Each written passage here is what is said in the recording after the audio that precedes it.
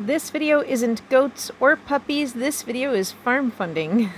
I have spent at least a week or so trying to figure out the details. I want to say right up front, first of all, FSA is Farm Support Agency. Second of all, I am not an FSA representative, so don't take this as set in stone, but what I hope is that this will help people ask the questions.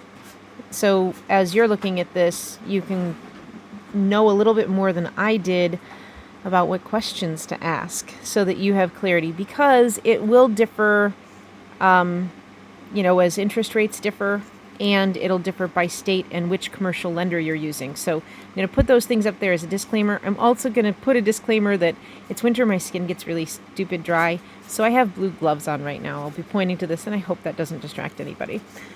This is the FSA 54550 program. They also have an FSA 5050 program. So again, Farm Support Agency, and these programs are for beginning farmers.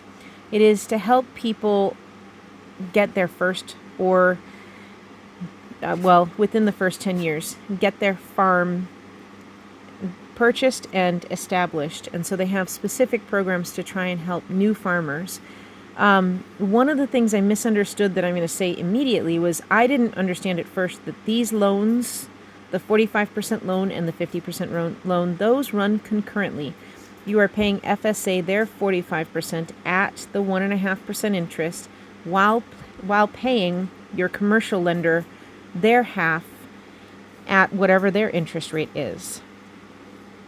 So some things to bear in mind. This, if you can put 5% down, it's 1.5% interest at this time. In other words, they guarantee a significantly reduced interest rate on 45% of that. Do bear in mind, that's a 20-year fixed, not a 30-year, and a lot of mortgages are. So when you go to, say, One Home, Redfin, Zillow, whatever online search engine you're looking through, they'll have mortgage calculators. But you can also go look up mortgage calculators that stand alone. All of those have some default settings, each of them a little unique. That is where my calculation kept coming out really confusing. Numbers that I was getting back didn't make sense. And that's what I wanted to share here. Again, yours may differ by your commercial lender, but these are the questions to ask. This commercial lender, I can pay back principal at any time, which will reduce, because current rate is 8%. On these commercial loans right now, at the present, where I'm looking, this is slightly higher than market rate on that 50%. But you're getting the two together, so this is bringing 45% of the loan down. And again, you can make a principal payment at any time, which will bring your interest rate down further. So I'm now going to flip to two example properties to run you through what I did wrong and what to watch out for. In this 370 example, I have two examples. This one I believe was 259. I think it's been a while since I looked at it. And obviously it includes this 12. So at any rate, calculating the 5% down, because if you can make that, you're going to get a better rate. What happened was I was first running this in a mortgage calculator and then this in a mortgage calculator because they're two separate mortgages. The mistake is it applies the tax rate automatically. It also usually includes PMI automatically. You're going to want to check with both of your lenders, both FSA and your commercial lender, because PMI, primary mortgage insurance, may or may not apply to you based on where you are. You're also going to want to check that property tax. In this particular case, this sold within less than 2 years. So it's on the market now, and it was sold less than 2 years ago. It was sold for agricultural use. If you're looking at small properties, which we're looking at 10 acres, those properties may or may not have been used agriculturally. If you're over 20, they almost certainly are. I have no idea why my phone is losing focus. I apologize.